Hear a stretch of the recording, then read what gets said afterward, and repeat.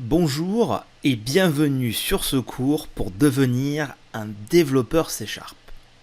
Je me présente, je m'appelle Christophe Momer et je serai votre instructeur pour ce cours qui va vous amener à connaître le langage C#, depuis les bases, les rudiments, les fondamentaux, jusqu'à un niveau suffisant vous permettant de créer vos premières applications. Ce cours est publié sur ma plateforme Learning, dont l'adresse s'affiche ci-dessous, learning.hybridtechnologiesolutions.com. Sans plus attendre, rentrons directement dans le vif du sujet. Tout d'abord, qu'est-ce que C#? Alors, on l'a vu, c'est écrit C suivi d'un dièse et ça se prononce, comme je l'ai dit depuis le début, C#. Il s'agit d'un langage de programmation, c'est-à-dire qu'avec ce langage, vous allez pouvoir programmer, créer des applications. Mais ce langage a trois caractéristiques importantes. Tout d'abord, il est fortement typé. Ce que ça veut dire, c'est que chaque élément qu'on va utiliser dans le langage appartient à un type donné, et ce tout au long de sa vie. Par exemple, si je crée une variable pour y stocker un entier, je ne pourrai par la suite jamais y stocker une chaîne de caractères ou une date. Peut-être que certaines choses sont encore un peu obscures pour vous, comme par exemple la notion de variable, ou même entier, chaîne de caractères, date, ça ne vous parle peut-être pas encore forcément, ce sont des choses qui vont naturellement venir. Ici, on est sur un module d'introduction, je vous parle de certaines choses d'un point de vue purement théorique, mais vous verrez, lorsque vous pratiquez, ça deviendra de suite plus clair. Donc, cette notion de typage fort veut simplement dire qu'une fois que vous avez créé quelque chose, il ne pourra pas changer. Tout simplement. Ensuite, c'est un langage de programmation dit orienté objet.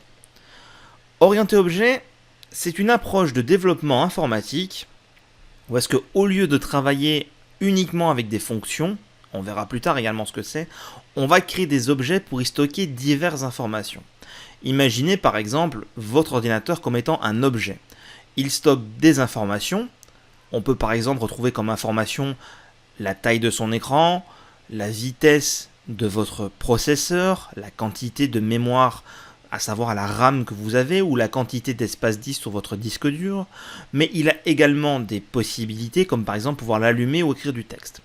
Pas d'inquiétude, on reviendra plus tard dans ce cours sur les principes orientés objets beaucoup plus en détail. Il faut juste se souvenir que le C# a pris cette approche pour les fondamentaux de son langage. Et finalement, très important, c'est un langage de programmation qui est multiplateforme. Ça n'a pas toujours été le cas. Pendant très longtemps, C# était uniquement réservé à Windows et il y a eu une version open source faite par la communauté pour Linux. Mais depuis un certain nombre d'années, le langage C# est devenu multiplateforme, ce qui veut dire que quand vous connaîtrez ce langage, vous pourrez créer des applications sur Windows, bien entendu, mais également sur Mac, sur téléphone mobile, des applications web, et même si vous en avez envie, vous pouvez créer une application pour votre téléviseur Samsung, parce que toutes ces plateformes peuvent être ciblées grâce à C#. Maintenant, parlons un petit peu plus en détail du langage en tant que tel. Il faut savoir que le langage C# est un langage qui est dit compilé. C'est-à-dire que le langage les instructions que vous allez écrire en C# ne sont pas les instructions qui sont comprises par la machine. En effet, chaque ordinateur parle en quelque sorte, selon son processeur, une langue particulière. Et pour éviter d'avoir à réécrire votre application pour supporter tous les processeurs, les ingénieurs de chez Microsoft ont créé un langage qui se comporte à trois niveaux. Le premier, celui qui nous intéresse aujourd'hui, est de pouvoir écrire du C#. C'est un langage qui se veut être universel.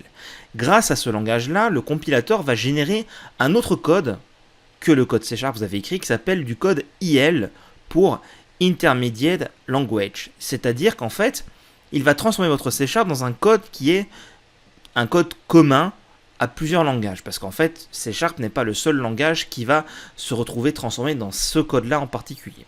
Une fois que ce code a été produit par le compilateur, il y a une machine virtuelle, appelée le CLR, qui va prendre ce langage, ce code intermédiaire, le code IL, et qui lui, selon la machine et selon le processeur sur lequel il est exécuté, il va transformer ce code IL en code machine selon les instructions qui sont comprises nativement par le processeur de l'ordinateur sur lequel s'exécute le programme. Cela peut vous sembler un petit peu compliqué, mais ce que je veux dire par là et ce qui est important de retenir ici, c'est que le langage C# n'est pas le langage final, mais surtout que c'est un langage qui est compilé, c'est-à-dire que, contrairement à d'autres langages comme JavaScript par exemple, le fait de compiler le langage veut dire que vous allez avoir un garde-fou. C'est un gros avantage, parce que votre langage va être compilé, ce qui veut dire qu'à la compilation, il y aura une vérification de votre code, pour éviter toutes les erreurs que vous auriez pu éventuellement faire.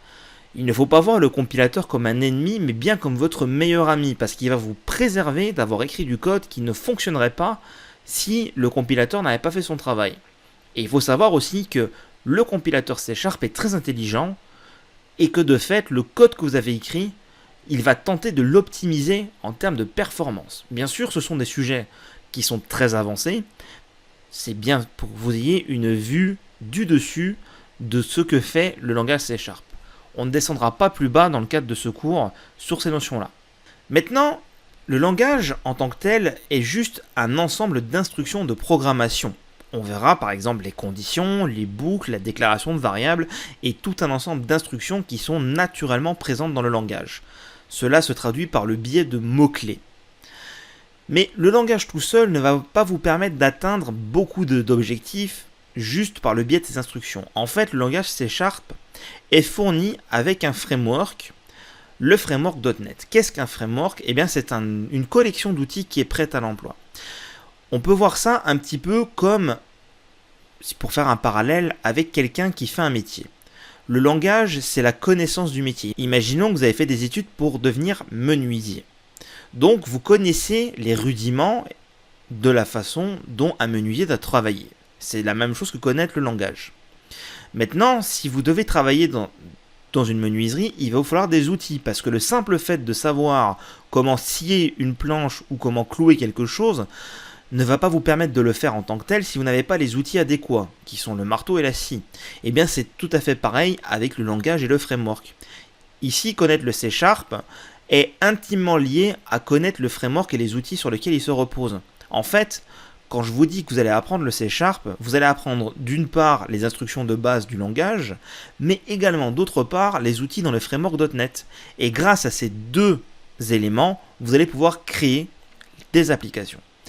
Alors, il faut savoir qu'il existe une version dédiée à Windows qui s'appelle le .NET Framework. La dernière version en date est la 4.8 et il n'y aura pas de nouvelle version d'après les dires de Microsoft actuellement. Et nous avons la version qui nous intéresse, à savoir la version multiplateforme qui s'appelle simplement .NET. Il y a eu beaucoup de confusion parce que avant, il y avait également la version .NET Core qui est d'ailleurs toujours existante et peut toujours être utilisée. .NET Core est donc la version multiplateforme, mais Microsoft a eu pour ambition d'unifier le framework .NET et donc de le baptiser tout simplement .NET, de telle sorte que la version supérieure à la version .NET Core 3.1 et la version .NET Framework 4.8, donc la .NET version 5 et ultérieure, soit une seule et même version qui soit interchangeable et utilisable partout. C'est donc cette version-là que nous allons apprendre, étant donné que .NET Framework sous Windows n'est plus qu'en phase de maintenance et .NET Core également.